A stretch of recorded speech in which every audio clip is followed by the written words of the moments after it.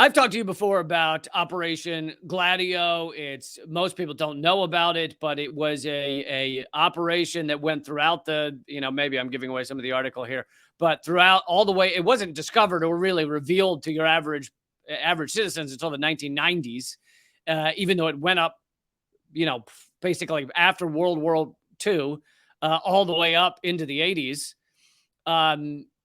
And anyway, I'll read some of the article because I think it pretty much says what it was. But so this from Gray Zone, declassified files expose the British role in NATO's Gladio terror armies. Newly declassified British Foreign Office files have added disturbing details to the history of Operation Gladio. The covert operation was uncovered in 1990 when the public learned that the CIA, MI6, and NATO, that's a good club right there. That is just a good group of folks looking to make life better. CIA, MI6, and NATO all getting together. Man, when you're getting together, you better cover your holes, all right? If you go into a meeting and it's CIA, MI6, and NATO all hanging out there, cover your holes. Anyway, they trained and directed an underground army of fascist paramilitary units across Europe, deploying its assets to undermine political opponents, including through false flag terror attacks. And that really is part of the key of it, was creating a terror attack that made the population scared of another group, such as communists. I mean, that was maybe the big one, was to make people scared of communists. We're going to do something that harms people. Maybe kidnap someone, maybe kill someone, maybe set off a bomb, whether it kills people or not, and say it was communists, which in a way is a false flag, right? Pointing it at someone else. And that was really part of the key of this. And of course, that causes incredible harm, not to mention changes the direction your society is going.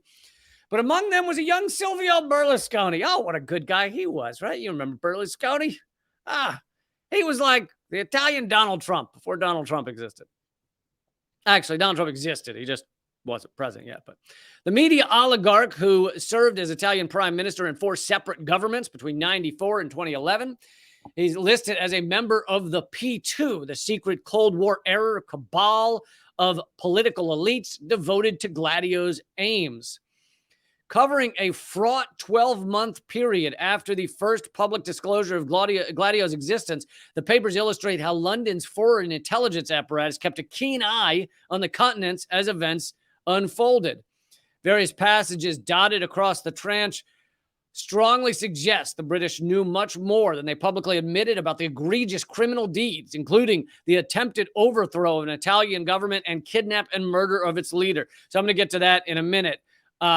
But one of the biggest things that we covered when I covered Operation Gladio not long ago is that they would leave. So most of these countries do not allow gun ownership outside of, very select hunting rifles.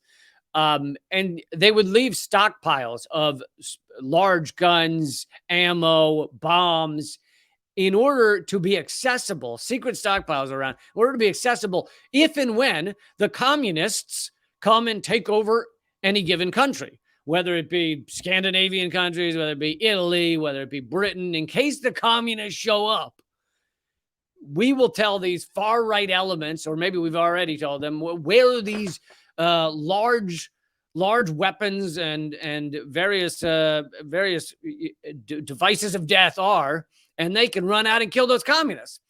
But we learned through the previous documents and now these documents that they didn't just, it would be bad enough if they were telling them to go out and kill communists, but it wasn't just that. It was killing innocent people or attacking them or scaring them via bombs and blaming it on communists in order to change the trajectory of the society, or even just anyone who's left wing, whether they were literal communist or not.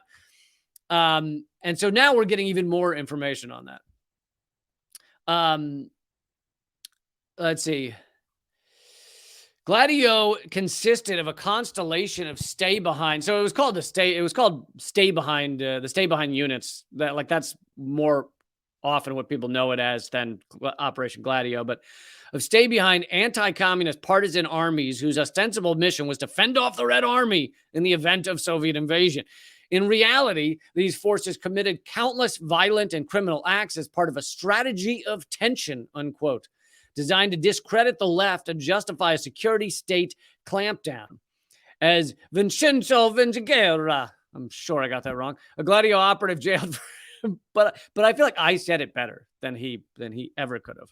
A Gladio operative jailed for life in 1984 for a car bombing in Italy that killed 3 police officers and injured 2, explained, "You were supposed to attack." So this is one of them who was jailed for his activities, and he's revealing what he was asked to do. And he said, quote, "You were supposed to attack civilians, women, children, innocent people from outside the political arena. The reason was simple: force the public to turn to the state and ask for greater security.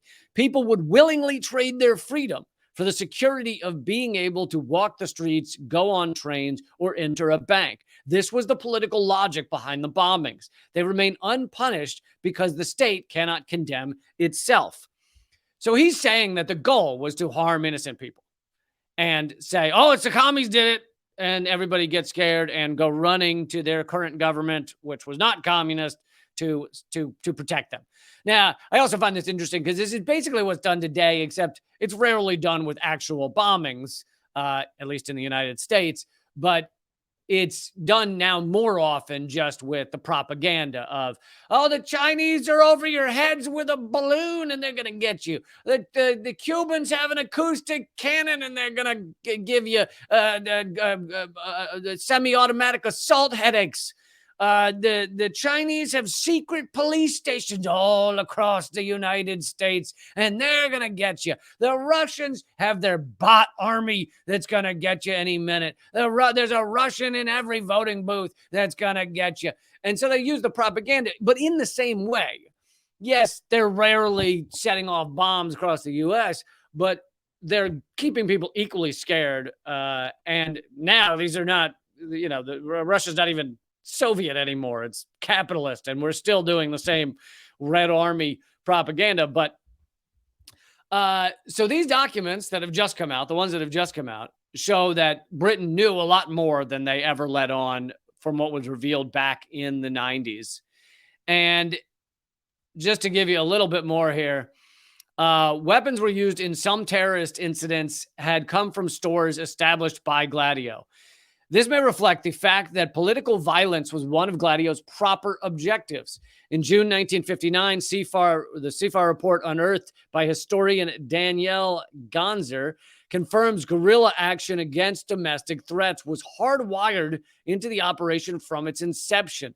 In the Italian context, this entailed systematically terrorizing the left, and it quite possibly ended in an assassination. By the way, Gladio has also been proposed as a possible cause for the assassination of Olof Palme in Sweden. Now, they don't really know who did that. Then they said, oh, this mentally ill guy did it. But it seems quite possible that it could be connected to Gladio, and many people have proposed that. Let's see. Yet the covert CIA operations were insufficient to prevent Italians from occasionally electing, quote unquote, the wrong governments. Those lefty governments or communist adjacent governments. CFAR and CIA black ops specialists such as William Harvey, known as the American James Bond, cooked up a plot to prevent the government from taking office, known as Piano Solo. It dispatched Gladio operatives for a false flag assassination attempt on Moro, who was the I can't remember if it's president or prime minister, but the leader of Italy at the time, that would deliberately fail. Now, if I'm getting this correctly, Moro was not a communist, but he was, and not even left wing, but he was willing to he was willing to work with them. And even that was too much. According to the plan, the kidnapper was expected to claim they were ordered to kill Moro by communists, thereby justifying the violent seizure of multiple political party and newspaper headquarters, along with the imprisonment of troublesome leftists at the Gladio chapter's secret headquarters. The plan was ultimately aborted, though it remained on the table throughout 1964. So we've seen proof that this plan did exist. Now, that was way back in the 1960s. But then in March 1978, a unit of leftist militant Red Brigades did kidnap Moro. He was on his way, or at least it was blamed on leftist militant Red Brigades. He was on his way to a high-level meeting where he planned to give his blessing there to a new coalition government that relied on communist support. When the kidnappers violently extracted him from his convoy, 5 of Moro's bodyguards were murdered in the process. After almost 2 months in captivity, when it became clear the government would neither negotiate with the Red Brigades nor release any of its jailed members in return for Moro, the kidnappers executed the former Italian prime minister and left his bullet-ridden corpse to be found. So he was ultimately killed, and even though they say it was leftists who did it, it seems quite possible it was connected to this Operation Gladio, which was not leftist. It was the U.S., CIA, MI6, and NATO working to arm far-right militants. Anyway, I wanted to bring you that story because I think it's just slightly important, and I think your mainstream media would never bring you something like that because they want to pretend these history lessons didn't exist and that the U.S. has never been involved in horrific far-right violence of any kind.